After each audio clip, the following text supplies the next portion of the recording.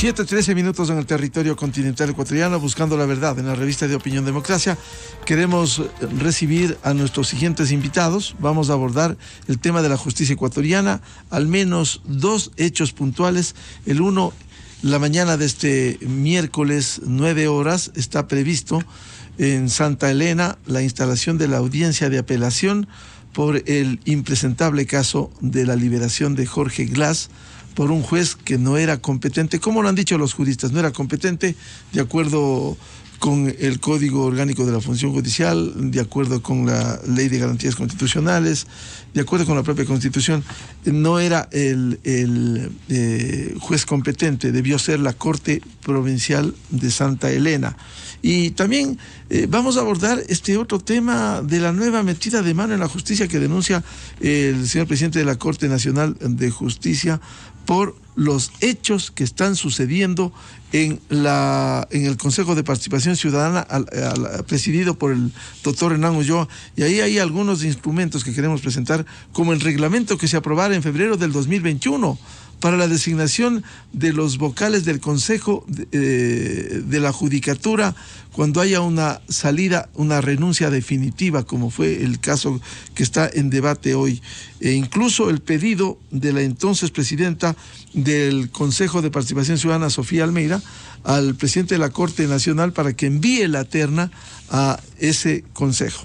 Bien, la bienvenida al doctor Andrés Páez, quien uno de los activistas, actores, en este caso de la apelación del habeas corpus. Hemos invitado también a la doctora Mariana Yepes, ex fiscal general, y al doctor Ismael Quintana, constitucionalista, para que nos ilustren sobre estos temas. Doctor Andrés Páez, vamos con el tema del habeas corpus. ¿Qué debiera pasar hoy en Santa Elena con este tribunal? Que hay que decirlo, que el país debe ponerle mucha mirada.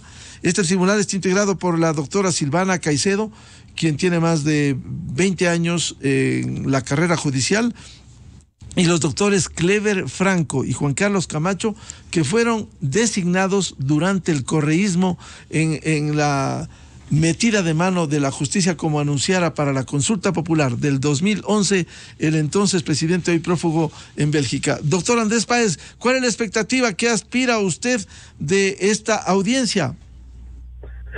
Gracias, Miguel. Buenos días y un saludo al doctor Quintana y a la doctora Yepes. Pues yo espero que, como todo el país, o como la inmensa mayoría del país, la Corte de Santa Elena revoque la actuación del juez de Manglar Alto y que disponga que, dejando sin efecto el habeas corpus concedido a favor de el sentenciado Jorge Glass, regrese a la cárcel de la Tacunga, que es en donde debe estar. Y ojalá que también manden a que le acompañe en la celda al propio juez Moscoso de Manglar Alto, que es el que en definitiva ha provocado esta situación tan indeseable, tan reprochada, tan cuestionada por la sociedad ecuatoriana, sobre todo si consideramos que Glass tiene 2 sentencias ejecutoriadas y que, por supuesto, en esa situación jamás procedía conceder un habeas corpus. Pero hay un hecho adicional que me gustaría glosar. En parte de las alegaciones de Glass se menciona que supuestamente no sabían dónde él estaba. Y esto sucede, o más bien dicho, coincide la presentación del habeas corpus con uno de los motines carcelarios. Y resulta que en pleno curso del motín carcelario, entonces ahí alegan de que no sabían dónde estaba Glass, pero sin embargo se envían boletas a la cárcel de la Tacunga donde efectivamente estaba. Y resulta que cuando ya se produce la conexión con Glass a través de videoconferencia, estaba sentado en una de las salas de la cárcel de la Tacunga atendiendo esta audiencia. Es decir, hay una relación directa, en mi opinión, entre este motín carcelario como para que aquello sea utilizado como pretexto para decir que Glass no sabían dónde estaba y que por lo tanto había que formular habeas corpus con el cual lo dejen en libertad. Y un último tema, que a mí también me parece de enorme importancia, el precedente que se sienta. Basta con preguntar a algunos jueces cómo ahora se presentan decenas o centenares de habeas corpus en todas las jurisdicciones del país, destinados o con miras a conseguir la libertad de personas que están privadas de la libertad y con sentencias ejecutoriadas. Es decir, se ha prostituido el recurso constitucional de habeas corpus, y al favorecer a un sentenciado como Glass, que además es un individuo que debería cumplir su condena para escarnio de quienes abusan del uso de fondos públicos, aparte de eso, no se ha dicho absolutamente nada de lo que significa el precedente para el país, que a mí me parece tremendamente grave y que por supuesto a todos nos ha dejado un sinsabor, porque seguimos viviendo en el país de la impunidad. Doctor Andrés Páez, ¿cuáles son los argumentos jurídicos que van a exhibir esta mañana en Santa Elena respecto de esta apelación por el habeas corpus a favor de Glass? Fundamentalmente, uno, en el sentido de que la Corte Constitucional de manera oportuna se pronunció sobre estos recursos y dejó claramente señalado que en los casos de fuero de corte, es decir, en los casos en que un sentenciado haya sido juzgado por la Corte Nacional de Justicia, el conocimiento de recursos como el de habeas corpus le corresponde a la misma Corte Nacional.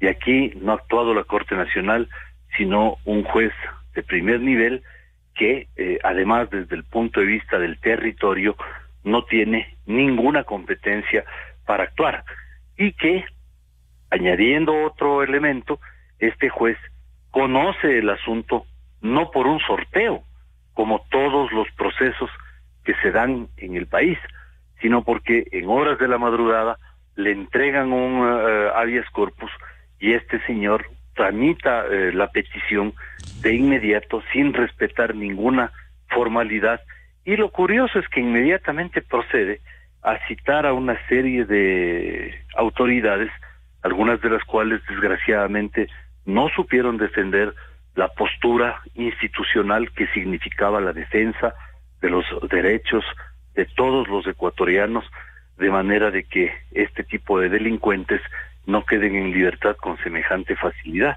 y que además salgan de la cárcel con caravana incluida y con letreros ya previamente confeccionados, porque al parecer sabían que efectivamente iba a abandonar la prisión.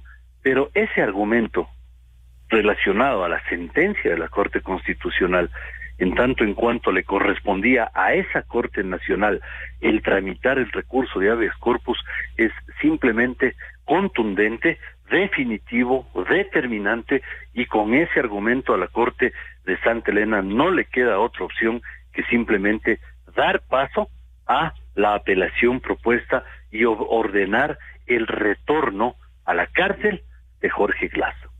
¿Usted va a intervenir físicamente esta mañana en la Corte de Santa Elena? ¿Está allí? No, nos han dado tanto a la fiscal general, doctora Diana Salazar, cuanto a mi persona las claves para conectarnos a través de videoconferencia con la Corte de Santa Elena, como se lo ha hecho también con varias personas que han presentado recursos de que han presentado acciones de amicus curiae, y que en nuestro caso, digamos, defendiendo la posición de los ecuatorianos, de la decencia, de la institucionalidad, de la vigencia de la justicia y de un no impunidad, somos dos. En cambio, Glass ha presentado alrededor de 10 personas que formulan amicus curiae y que también se conectarán por videoconferencia. Bienvenida la doctora Mariana Yepes, ex fiscal general. ¿Qué debiera ocurrir con el trámite de esta apelación al habeas corpus que concediera la libertad a Jorge Glass? Muy buen día. Buenos días, licenciado, y gracias por invitarme.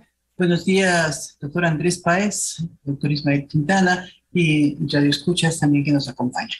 Bueno, yo creo que lo único que se puede esperar, lo único a mi entender y enmarcada en el derecho procesal, sería la nulidad, porque ahí existen fallas fundamentales como aquella de la competencia. La labor de los jueces es primeramente analizar si son o no competentes.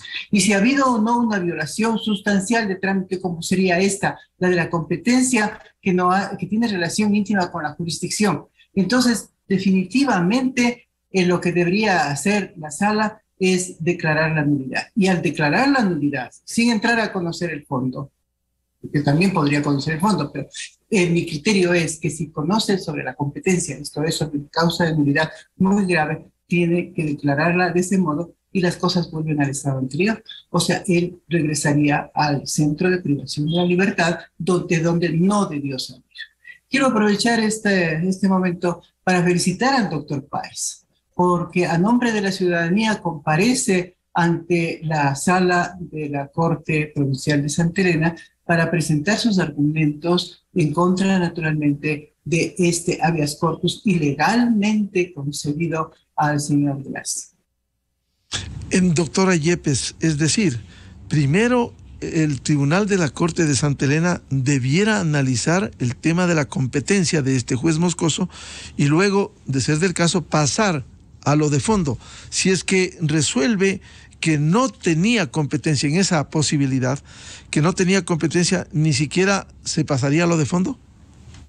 Sí, ese es mi criterio, ¿no? Ese es mi criterio. O sea, los constitucionalistas tienen la palabra en esto, pero creo que para los abogados que tenemos tiempos de formación jurídica y hemos tenido por muchísimos años las actividades muy respetables de ser administradores de justicia, yo creo que debe analizarse previamente la competencia, y así como debe analizarse todas las condiciones de la validez o de la nulidad. Y en este caso lo que correspondería es declarar la nulidad, no entrar a conocer. Y con eso, pues, regresaría como manifiesto ir al centro de privación de la libertad. Bienvenido al doctor Ismael Quintana, constitucionalista reconocido. A ver, ilústrenos, refrésquenos cuál debiera ser el trámite de la apelación a este habeas corpus concedido con la libertad a Jorge Glass en Manglar Alto inicialmente, ahora en este tribunal de la Corte de Santa Elena. Muy buen día. Buenos días, Miguel. Un abrazo para usted, un saludo para la doctora Yepes, para Andrés Páez y para quienes nos están mirando y escuchando a través de Radio Democracia. Lo primero que hay que señalar es que difícilmente hoy vamos a tener el anuncio de una decisión. Es decir, quienes litigamos en el ámbito constitucional, sabemos que cuando hay esta clase de casos complicados, donde hay gran cantidad de participantes en la audiencia, en el proceso, se habla de más de 30 personas entre accionante, accionados y terceros con interés en la causa, difícilmente vamos a tener hoy en día, yo le diría incluso la conclusión de la audiencia, ¿no? Y se lo voy a explicar por qué. Cuando se interponen los recursos de apelación en el ámbito de las garantías jurisdiccionales, la regla general, según nuestra ley de garantías, es que los jueces de alzada tienen que resolver esos recursos con base en lo que expresamente consta en el expediente. Es decir, el juez recibe el proceso, abre el expediente, revisa los recursos, revisa los alegatos, revisa la decisión de primera instancia y con base en eso y las pruebas que se practicaron en primera instancia, toma una decisión. Esa es la regla general. La excepción es lo que vamos a ver a partir del día de hoy, es decir, que oficiosamente, en este caso la Corte Provincial, decida convocar a una audiencia y, conforme a la jurisprudencia de la Corte Constitucional, esa audiencia debería ser, entiendo yo, con la sola finalidad, además obviamente de escuchar a las partes del proceso, de disponer la práctica de prueba nueva. Entonces ahí es donde la cuestión se va a ir complicando un poco más, porque claro, como ya sabemos, el SNAI, el Estado, no hizo mayor esfuerzo por defender la cuestión en primera instancia, no presentó prueba de descargo. Entonces vamos a ver, el primer problema en el que va a entrar el tribunal es en decidir si a través de la vía de la prueba nueva va a permitir realmente que el Estado practique prueba que oportunamente en la primera instancia no practicó. Y eso va a complicar la toma de la decisión. Entonces, doctor por esa Quintana, razón... a ver, vamos con esa pedagogía que usted tiene para que nos explique.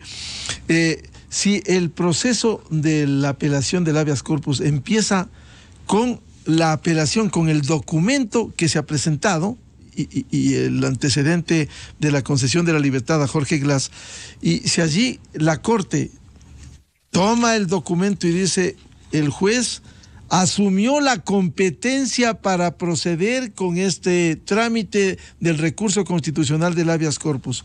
Ahí, al inicio, no pudiera hacer una observación, decir, ¿fue o no fue competente antes de pasar al tema de fondo? No, naturalmente que sí. Por eso le digo que la regla general es esa, es decir, deberían ellos revisar el expediente y con base en lo que se ha actuado en el expediente e incluso obviamente revisando los fundamentos del recurso de apelación o de los recursos de apelación que presentó el SNAI y que también presentó la Procuraduría General del Estado, además de los escritos de amicus curia que han presentado varios terceros con interés en el caso, el tribunal obviamente lo primero que tiene que entrar a analizar es si es que este juez de Manglar Alto era o no territorial y materialmente competente para resolver la cuestión.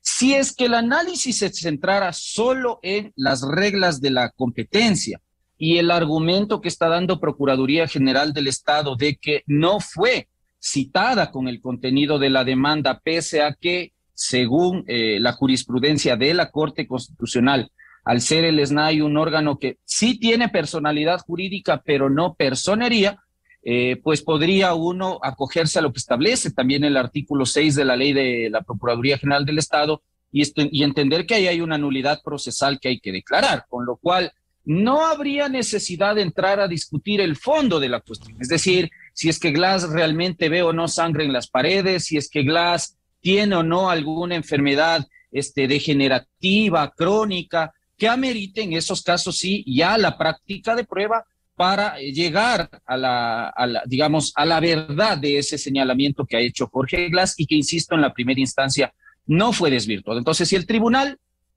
hubiese querido solo detenerse en la discusión de la competencia del juez, que obviamente, y lo hemos conversado aquí mismo, querido Miguel, ese juez no era territorialmente competente para resolver la causa, y además la falta de citación a la Procuraduría, porque en estos casos Procuraduría debía intervenir en defensa del interés del Estado para patrocinar al SNAI, que no tiene personería jurídica, bastaría con eso para revocar el fallo de primer nivel.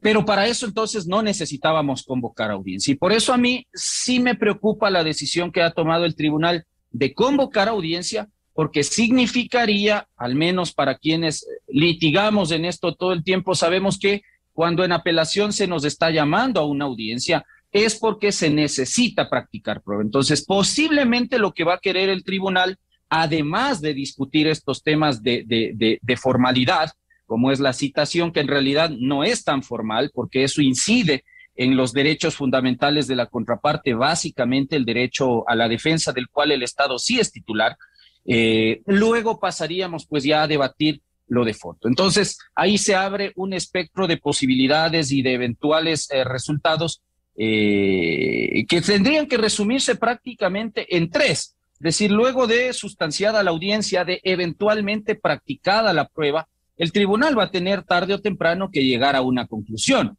Y las conclusiones a las que puede llegar, a mi modo de ver, no pueden ser más que tres. La primera, la que jurídicamente debería darse, la que muchos hemos señalado que debería ocurrir, que es finalmente concluir no solo que había vicios de incompetencia del juez, no solo que se violó el derecho a la defensa del Estado por no haber corrido traslado con la demanda a la Procuraduría General del Estado y no solo al SNAI, sino que adicionalmente no se han cumplido los parámetros que la jurisprudencia de la Corte Constitucional ha establecido para el tratamiento de estos famosos habeas corpus correctivos. Más allá de que con usted también hemos hecho algunos cuestionamientos a esa generosidad jurisprudencial de nuestra Corte Constitucional, que a veces parece tampoco tener los pies sobre la tierra, ¿no es cierto? Entonces, estimar que el habeas corpus era improcedente y que por lo tanto la sentencia del juez de primer nivel está incorrectamente dictada y se la revoca. Con lo cual Jorge Glass obviamente tendría que ser capturado, trasladado nuevamente a la cárcel de Cotopaxi para seguir cumpliendo las 2 condenas ejecutoriadas que ya tiene. El segundo escenario, que ojalá realmente no se dé, pero que en Ecuador todo es posible, porque aquí el granizo se tuesta, como decía Andrés F. Córdoba.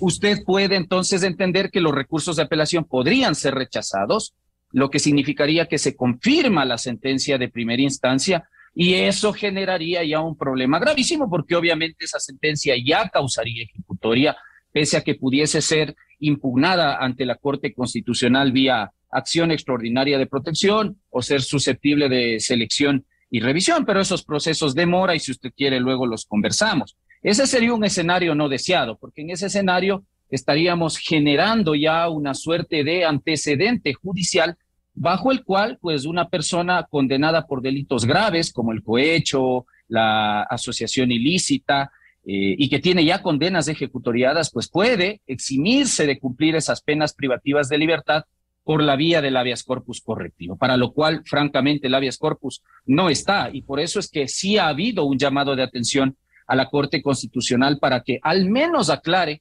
estas líneas jurisprudenciales que vea usted que ahora se están prestando para las interpretaciones de algunos vivísimos que se están valiendo de esta vaguedad conceptual que está en la jurisprudencia actual de la Corte. Y un tercer escenario, que sería el escenario mediano, en el cual no necesariamente se acepte en la totalidad los fundamentos del recurso de apelación, sino que se los acepte parcialmente y asimismo se revoque parcialmente la sentencia de primer nivel. ¿Qué significaría esto?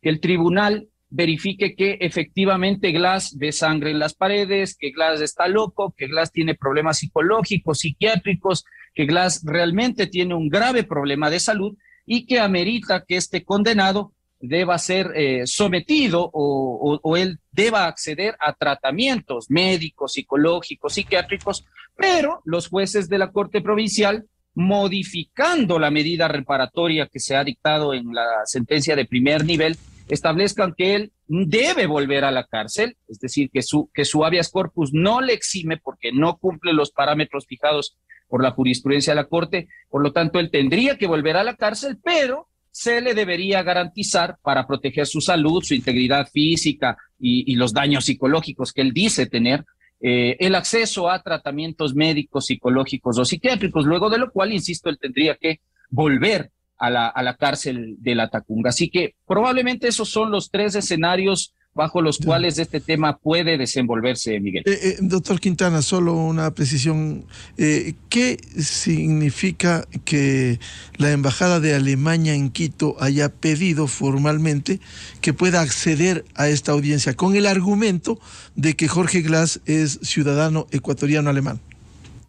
Yo me acababa de enterar ayer que este caballero ha sido también connacional de los alemanes, ¿no? Una franca vergüenza para Alemania esa situación, pero existe una convención, la Convención de Viena sobre Asuntos Consulares, que establece esta obligación de los consulados que residen pues en los países suscriptores de este instrumento. Ecuador es parte de esto también, para dar una especie de revisión, de acompañamiento en los procesos judiciales en los que están sometidos personas que tienen la nacionalidad de los países suscriptores de esa convención. Entonces, claro, por eso es que el consulado de Alemania en Ecuador informaba ayer que este señor, que Glass, tiene no solo la nacionalidad ecuatoriana, sino una doble nacionalidad y por lo tanto al gozar de la nacionalidad alemana, en cumplimiento de ese instrumento internacional, el consulado alemán en Ecuador tiene que comparecer al proceso, no necesariamente para intervenir, y eso creo que lo ha dejado claro el consulado alemán.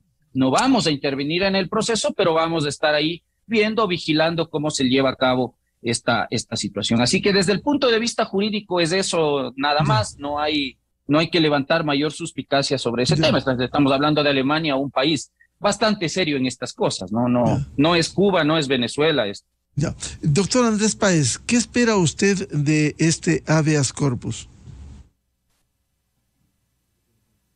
Que las intervenciones de la doctora Yepes y del doctor Quintana son tremendamente importantes y llenas de argumentos muy calificados como para que la ciudadanía sepa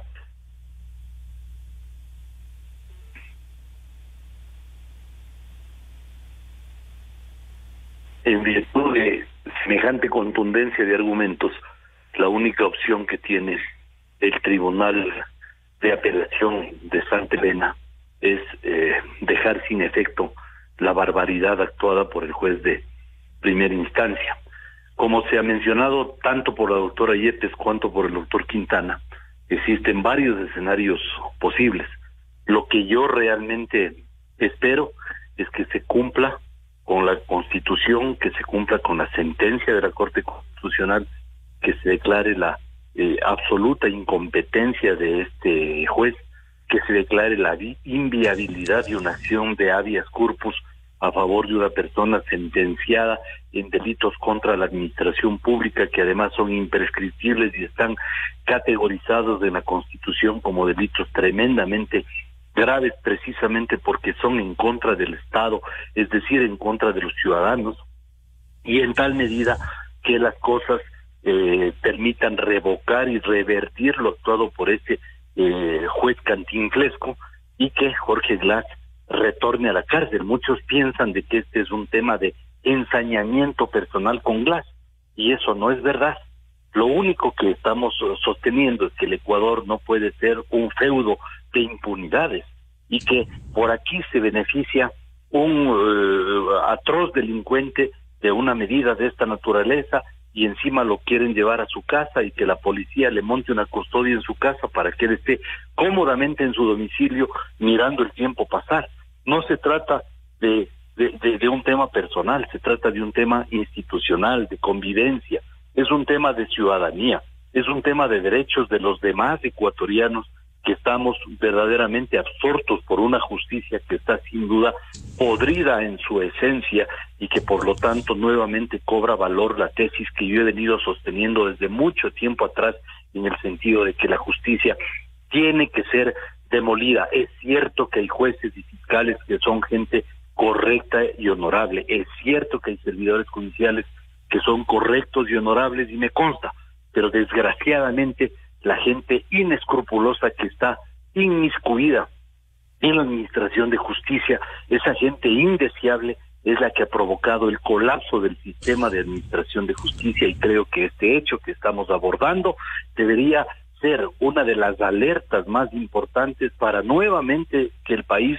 retome la discusión de lo que significa una consulta popular para demoler la justicia, que queden solamente los edificios en pie y que podamos reconstituirla desde sus raíces, porque desgraciadamente, y esto muy a pesar de que, insisto, existiendo jueces y fiscales y servidores judiciales que son gente correcta y que efectivamente son gente que cumple con su deber, desgraciadamente los malos elementos le hacen quedar muy mal al sistema. Entonces este no es un tema personal con Glass, este es un tema institucional, este es un tema de impedir que en el Ecuador siga reinando la impunidad, porque por desgracia el país es un feudo de impunidad desde mucho tiempo atrás. Recuerde usted que cuando arrastraron al general Alfaro, al general Ulpiano Páez, mi bisabuelo, y otros tantos generales, el juicio terminó efectivamente en la impunidad, y desde muchos años atrás vivimos el reino de la impunidad. Entonces, ahorita le quiero mencionar, Miguel, que existe en la cárcel de la Tacunga un señor que está pagando una condena de 9 años y 4 meses. Resulta que este señor, en algún momento, años atrás, se robó un celular. Le encontraron con el celular, le condenaron. El señor ha estado ya, creo que 6 años en la cárcel, le faltan 3 años, 4 meses, y él no ha tenido derecho, no ha accedido a un habeas corpus, y sigue cumpliendo por haberse robado un celular. ¿Quién es Jorge Glass? Es miembro de la más peligrosa secta mafiosa y criminal que haya operado en el Ecuador, y que durante 10 años se robaron nada más y nada menos que 70,000 millones de dólares.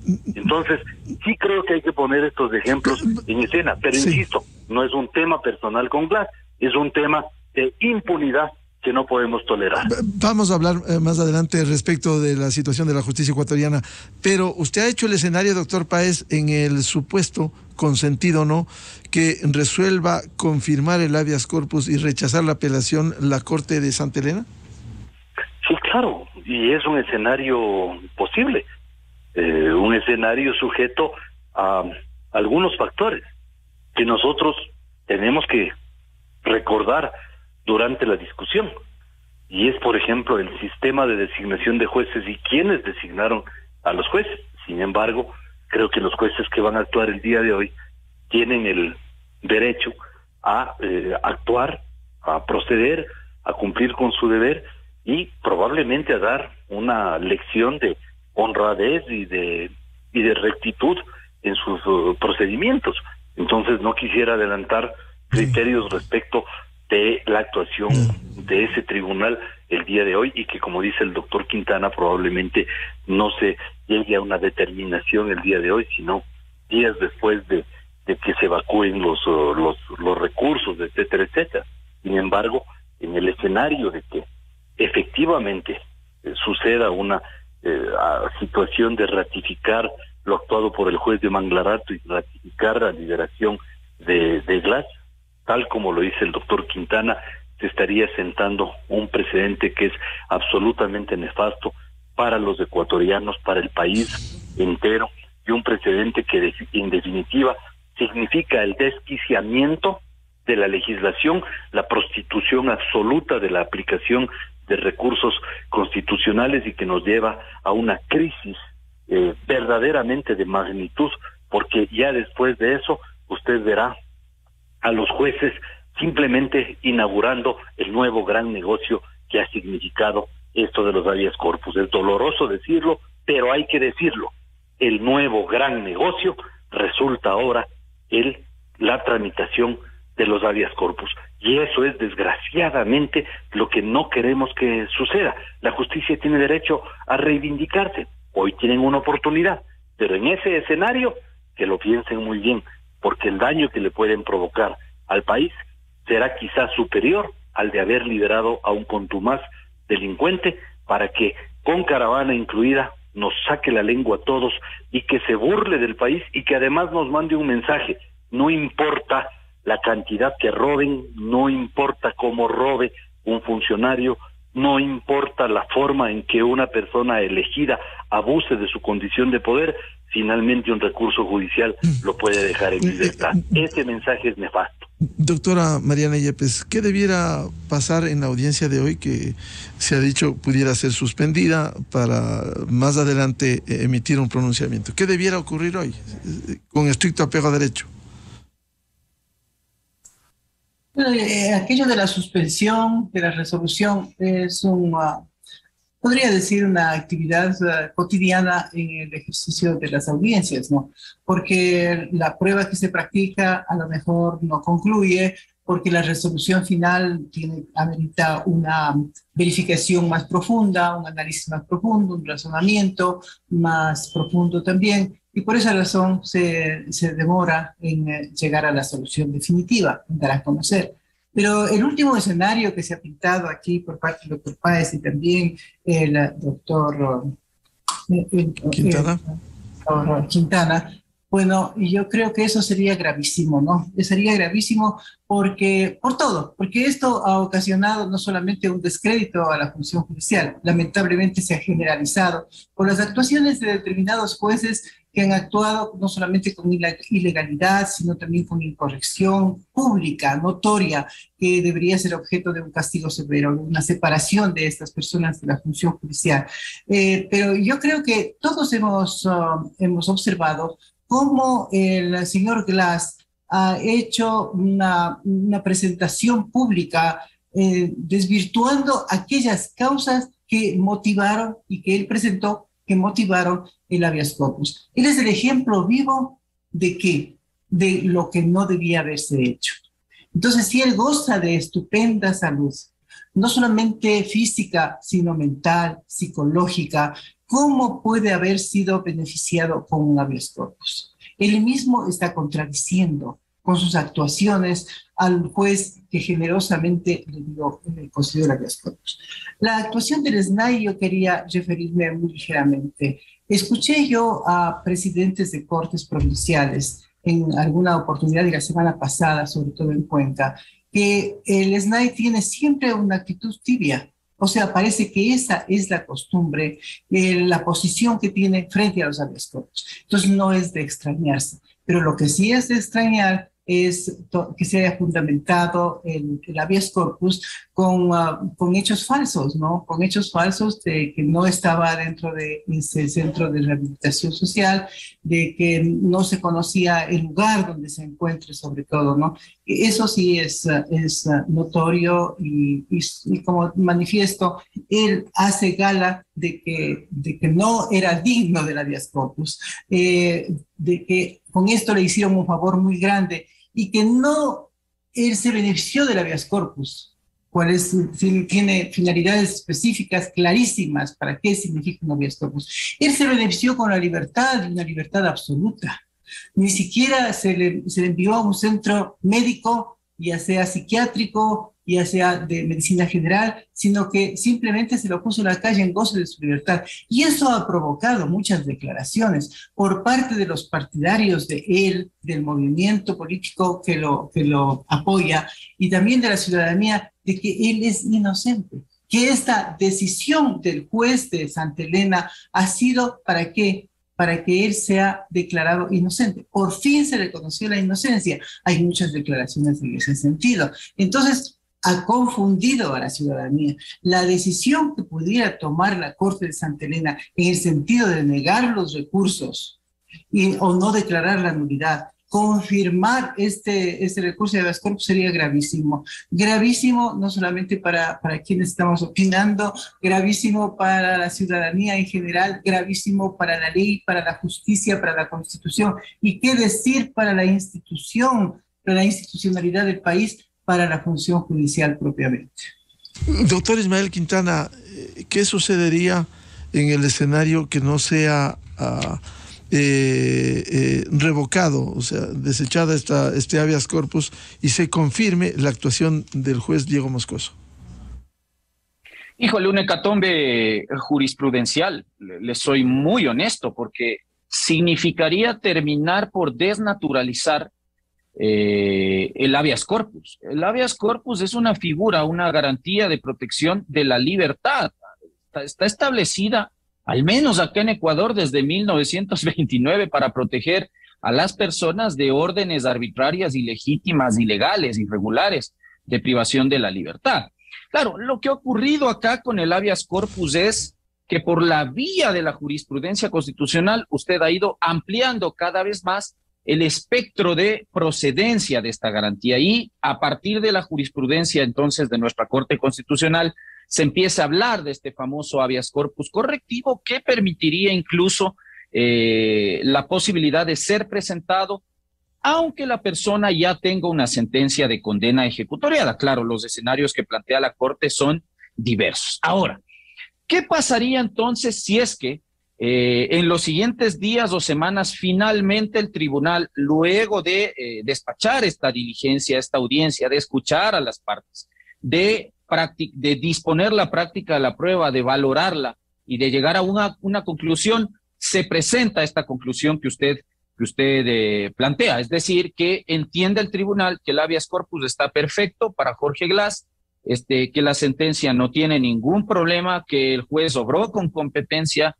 que la falta de citación a la Procuraduría no genera ningún problema en la validez del proceso. Bueno, si es que eso es así, demostraría primero una demostración, aunque suene un poco redundante, haría ver el desconocimiento por parte de los jueces de elementales normas procesales, el desconocimiento de la naturaleza jurídica del habeas corpus, pero sin lugar a dudas que, yo le insisto, hay párrafos de esta sentencia 365-18 JH/21 de la Corte Constitucional, por si acaso, porque acá parece que a la Corte no hay cómo criticarle, no hay cómo decirle nada, porque parece que está llena de seres celestiales que jamás se equivocan. Y si estamos en este problema, yo no le voy a echar la culpa 100% a la magistratura, porque eso sería una irresponsabilidad de mi parte, pero aquí la Corte tiene tajada del pastel en el ámbito de las responsabilidades, porque si se fue a presentar este habeas corpus en Manglar Alto ante un juez multicompetente y pidiendo que se sustituya la pena privativa de libertad por medidas alternativas, cuando en todo caso, y me lo recordaba, estaba conversando con mi buen amigo Stalin Raz, a quien le mando un abrazo enorme. Claro, si tú dices que tienes problemas psicológicos o psiquiátricos, pide medidas de seguridad, como dispone el Código Orgánico Integral Penal, y que te internen hasta que te cures en un centro psiquiátrico, pues no en un sanatorio, no que te den la libertad, pues no.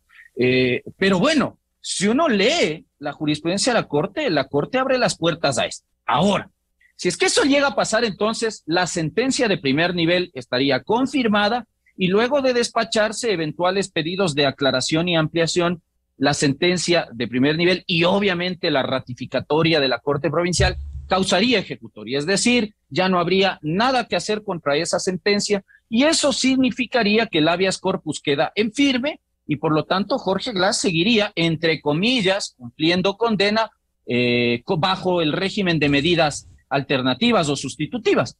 Las alternativas que se tienen frente a eso serían dos, que finalmente terminarían ambas en manos de la Corte Constitucional. La primera, y entendería que el Estado en un escenario como el que estamos planteando obraría inmediatamente así, es presentar la acción extraordinaria de protección para ante la Corte Constitucional, para que finalmente sea la Corte Constitucional la que analice si es que se han violado o no garantías del debido proceso, derechos fundamentales de dimensión procesal de los cuales, ha dicho la Corte, es titular el Estado, y si se han inobservado expresamente precedentes de la propia Corte Constitucional en materia de habeas corpus.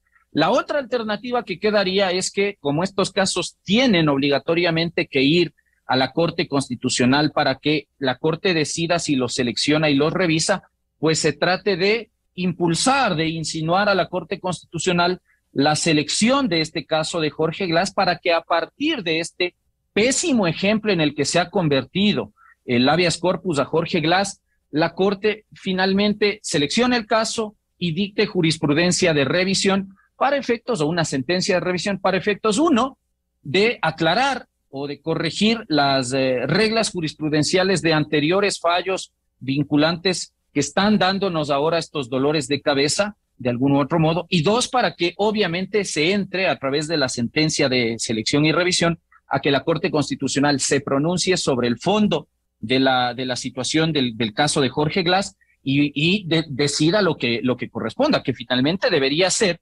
dejar sin efecto eventuales sentencias ejecutoriadas dictadas a favor de Jorge Glass en el habeas corpus, sin perjuicio de que, insisto, pudiese presentarse además la acción extraordinaria de protección, y si es que no hay selección y revisión del caso, también por la vía de la acción extraordinaria de protección, al tratarse de una sentencia dictada en un proceso de garantía jurisdiccional, la Corte podría hacer lo que ha denominado en su jurisprudencia el control de méritos del caso, es decir, venir a actuar como una especie de tercera instancia en este ámbito y resolver y dirimir este problema jurídico ya definitivamente. Así que, como usted ve, mi estimado Miguel, esto va a terminar en manos de la Corte Constitucional, salga lo que salga, porque si es que a la larga la Corte Provincial decide, en cambio, acoger los recursos de apelación y revocar la sentencia de primera instancia, no lo dude que la Revolución Ciudadana, Jorge Glass, su equipo de abogados, van a presentar la acción extraordinaria de protección para ante la Corte Constitucional. Y ahí sí yo esperaría que la Corte ya no dé más evasivas, ¿no? Es decir, ya no me digas, yo solo hablo por los casos, a mí nadie me critica, porque si usted me dice algo, está estableciendo una suerte de injerencia en mis funciones. No, si te llega el caso, resuélvelo y resuélvelo conforme a derecho. Si es que te has equivocado antes en tus precedentes, corrígelos. Ese será el momento y el proceso adecuado para corregir estos temas, para evitar que de aquí a futuro, como decía Andrés Páez hace un momento, sigamos pues con esta especie de prostitución del habeas corpus y en general del sistema de garantías constitucionales, ¿no? Porque el habeas corpus no es el único problema. Tenemos problemas con las acciones de protección, con las medidas cautelares, vea los casos del Yori y otros que hemos estado comentando en estas semanas. Entonces sí, algo está pasando y hay que corregir rápido esto. Bien, quiero pasar al otro tema que queremos plantearle, esta nueva denuncia de la supuesta o real metida de mano en la justicia, que lo hiciera este martes el presidente de la Corte Nacional de Justicia en los siguientes términos, por favor. Que existe la posibilidad real, inminente, de una nueva metida de manos en la justicia. Y esto tiene que ver con la terna que presentamos como Corte Nacional de Justicia para que se designe al presidente titular del Consejo de la Judicatura. Que no es posible un Consejo de la Judicatura sin un titular que provenga del máximo organismo de justicia.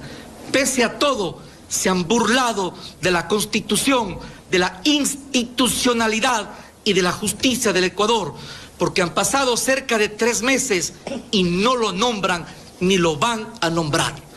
Retiramos la terna que presentamos ante el Consejo de Participación Ciudadana y Control Social. ¿Por qué retiramos? Porque queremos evitar que se consume la arbitrariedad, como acaban de escuchar, de archivar la terna. Bueno, ese fue en resumen el argumento del presidente de la Corte Nacional de Justicia de este martes. Quiero añadir 2 pruebas documentales a esto que sustentan y un audio. El 8 de febrero del 2022, la entonces presidenta del Consejo de Participación Ciudadana, Sofía Almeida, le envía una solicitud por escrito al doctor Saquicela, presidente de la Corte Nacional, en donde le pide, que dice: visto que la presidenta del Consejo de la Judicatura, doctora María del Carmen Maldonado, da a conocer su renuncia irrevocable de conformidad con el reglamento para la designación de los miembros del Consejo de la Judicatura, le solicito comedidamente se sirva a remitir la terna. Sobre la base de esta comunicación, el doctor Saquicela envía la terna.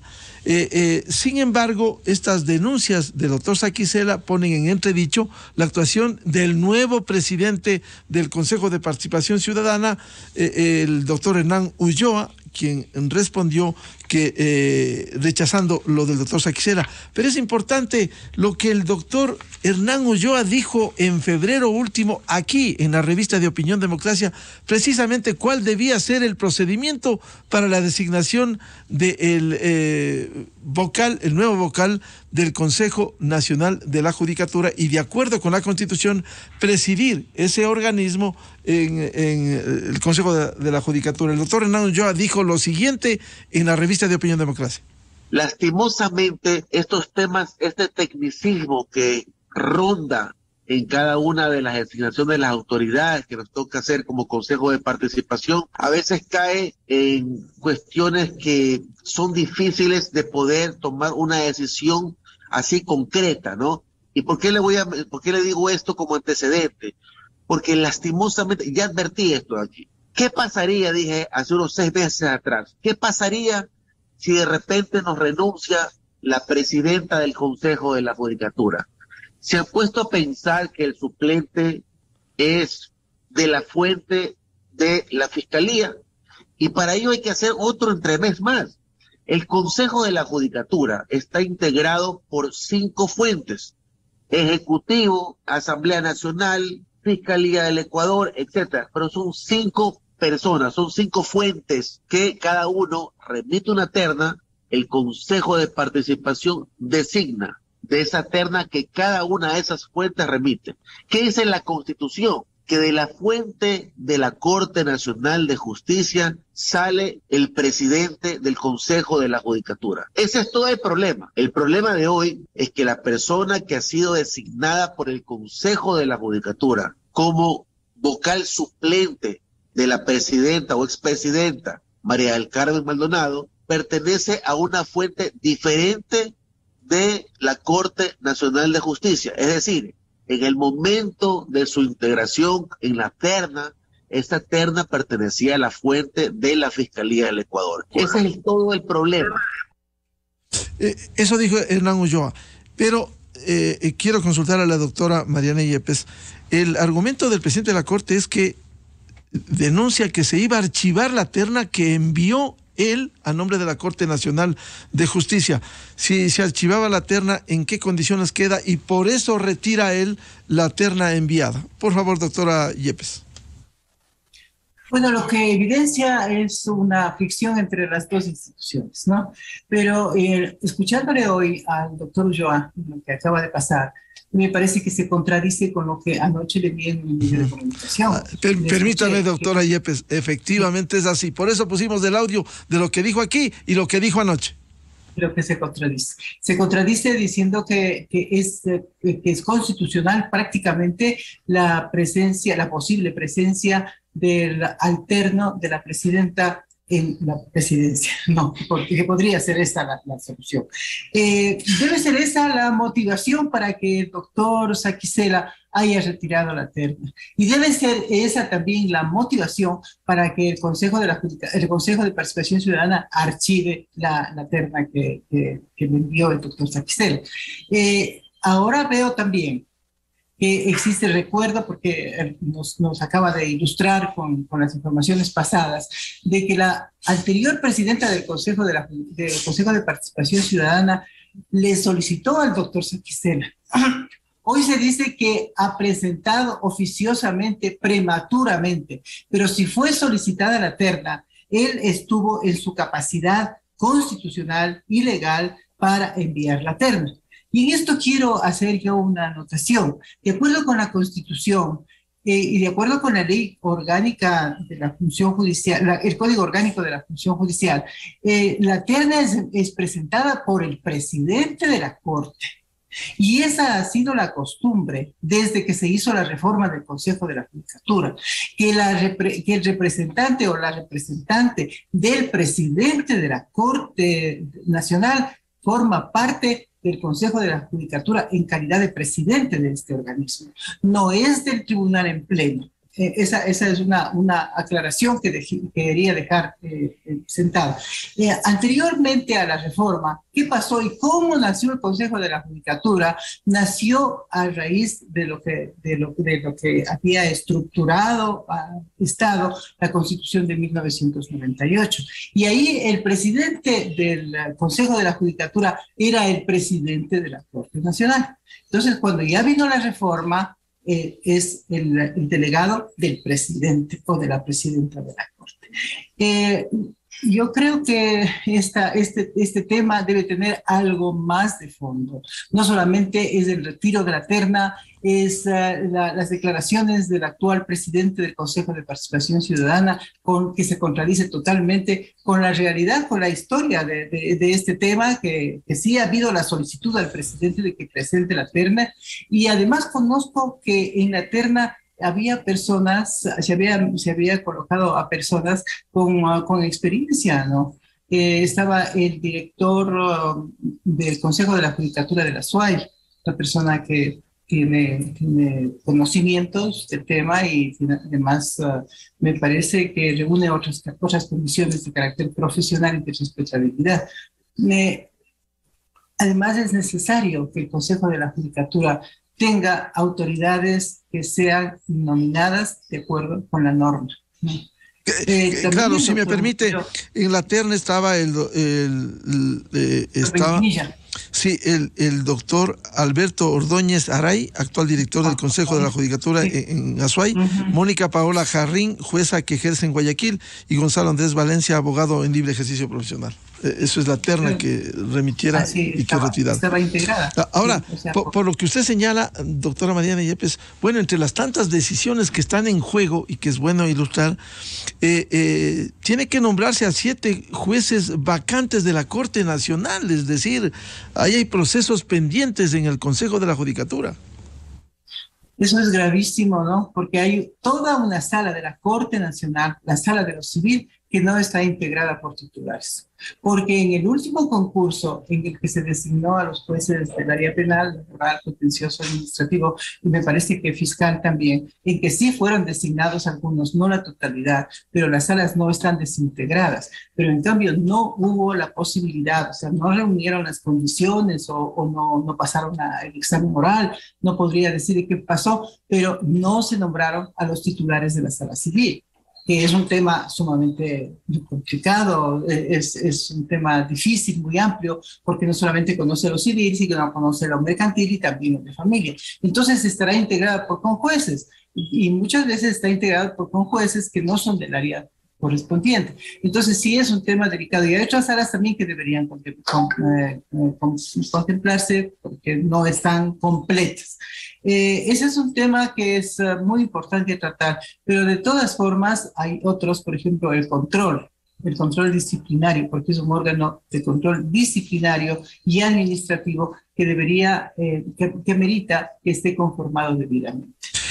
Anoche también en las noticias televisivas se supo que el doctor Román había presentado una acción constitucional, me parece que de protección. Acción extraordinaria de protección ante la Corte Constitucional. Parecía como que recién había presentado, pero me parece a mí que es una noticia anterior y que debe haber una decisión al respecto, porque si todavía no existe una decisión, ahí estaríamos también en un conflicto, ¿no? Entonces habría que ver cómo decide la justicia constitucional en esa área relativa al doctor Román, que si bien representa a la fiscalía, porque el fiscal en general de esa época lo puso en primer término y fue calificado, en cambio no fueron calificados aquellos que seguían en la terna a la doctora Maldonado, y por eso ese es el perfecto lío que se armó, ese es el origen de todo el problema, porque quien representa a la fiscalía fue dado como alterno de la presidenta del Consejo de la Judicatura.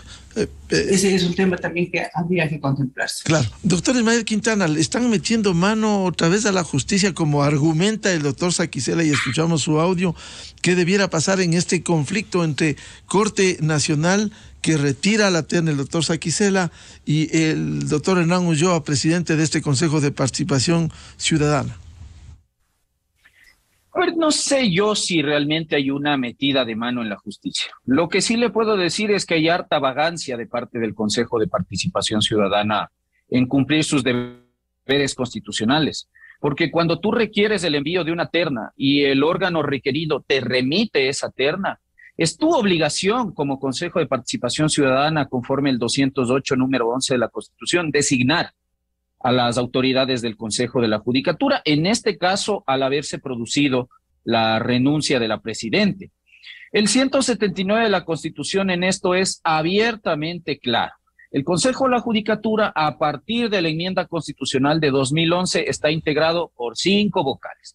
5 vocales que son delegados de la Defensoría Pública, de la Fiscalía, del presidente de la República, de la Asamblea Nacional y finalmente de la presidencia de la Corte Nacional de Justicia, quien además constitucionalmente es el presidente, ¿no es cierto?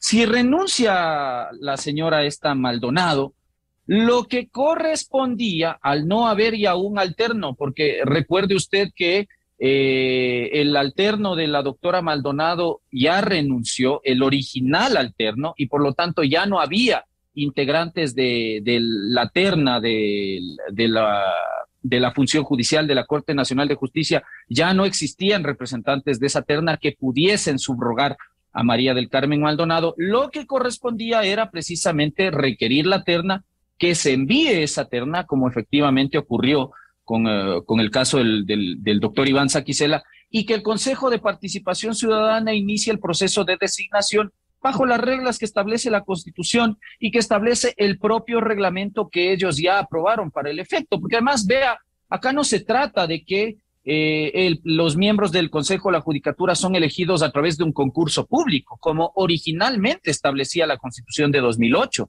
sino que con la enmienda de 2011, el proceso realmente es un proceso, claro, público, pero solamente de escrutinio y de veeduría ciudadana, es decir, lo que tiene que hacer el Consejo, o lo que tenía que hacer el Consejo de Participación Ciudadana, es básicamente recibir las ternas, la terna, recibir la documentación de respaldo, verificar el cumplimiento de los requisitos formales de acceso al cargo, que tampoco es que son mayor cosa ni son muy complicados, someter a los posibles delegados al proceso de escrutinio, de impugnación ciudadana, y finalmente designar. Es decir, si hubiese voluntad política de parte del Consejo de Participación Ciudadana de cumplir con su misión constitucional, que es básicamente designar a las autoridades de control, esto debió haber estado listo hace 2 meses y más. Por eso yo le doy la razón al presidente de la Corte Nacional en señalar que han pasado 80 y tantos días y esa terna está empolvándose en la gaveta del despacho del consejero Hernán Ulloa. Yo francamente debo decirlo esto con mucho cariño porque Hernán Ulloa es un buen amigo mío, pero estás haciendo lo mismo que criticabas de Sofía Almeida, pues. ¿Qué se le decía al Consejo de Participación Ciudadana de Sofía Almeida? Que no hacía nada, pues, ¿no?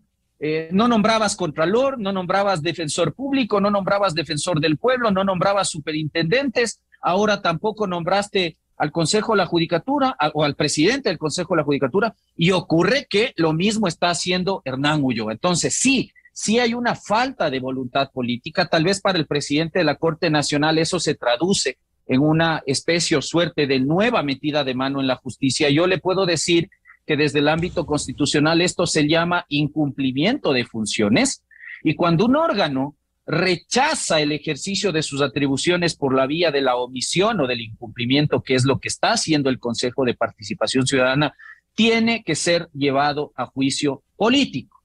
Entonces, en este caso, yo por eso soy de los que piensa que realmente este Consejo tiene que ser acusado constitucionalmente por la vía del enjuiciamiento político, porque no está haciendo nada. Dígame usted, Miguel, más allá del tema de la pero a todos, no solo a los 4, sino a los 7. No, todos, absolutamente todos. Porque acá la omisión en el cumplimiento de los deberes constitucionales es del órgano, no de Ulloa, no de Almeida, no de todos. Los 7 vocales del Consejo de la Judicatura al día de hoy no están desempeñando el principal rol que la Constitución les da.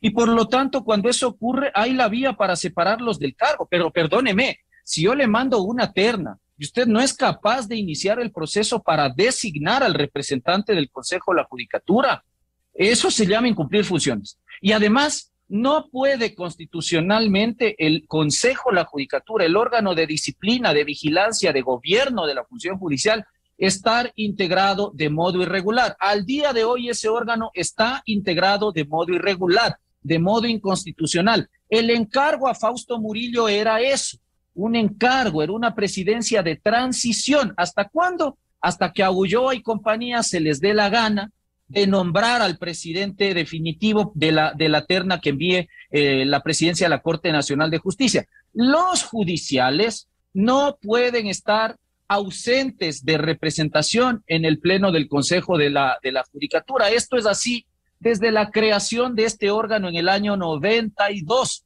Nunca en la historia del Consejo de la Judicatura ha ocurrido que un servidor judicial o que los servidores judiciales, los jueces finalmente, no tengan representación en el órgano de administración, de gobierno y de vigilancia. Y lo que está haciendo Hernán Ulloa lamentablemente es privar al Consejo de la Judicatura de esta representación que por norma constitucional le corresponde, y eso hará, porque no faltará quien en el futuro señale que las decisiones, que los procesos que están manejándose o que se vayan a adoptar en el Consejo de la Judicatura, actualmente integrado y presidido irregularmente por Fausto Murillo, pues no faltará quien alegue que esos procesos son nulos, tienen vicios de irregularidad por haber sido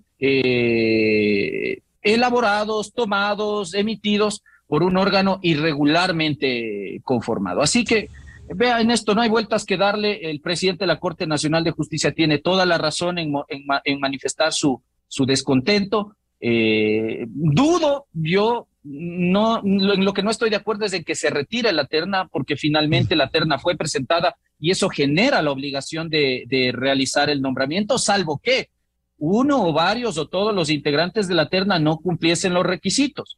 Pero ese, entiendo yo, no es el caso. Entonces, sí me parece que dar esa papaya de decir, bueno, te retiro la terna y ya veré yo cuándo envío, sí hay que cuestionar, ¿no? Más allá de lo que ha dicho con toda razón el presidente de la Corte Nacional. Bien, muchas gracias por ilustrarnos en estos temas de la justicia, el caso de Jorge Glass, a la doctora Mariana Yepes, al doctor Ismael Quintana y al doctor Andrés Páez. Quizás nos quedan interrogantes que solo pudiera ser una especulación con los hechos ocurridos en el tema de la justicia y en los dos escenarios, si se revoca el habeas corpus o si se confirme el habeas corpus, ahí pudieran quedar posibilidades, y solo planteo un interrogante: ¿qué sucedería si la Embajada de Alemania le concede refugio a Jorge Gras, porque es ciudadano ecuatoriano alemán, como Bélgica le ha concedido al expresidente Correa? Eso nomás quedó planteado un interrogante.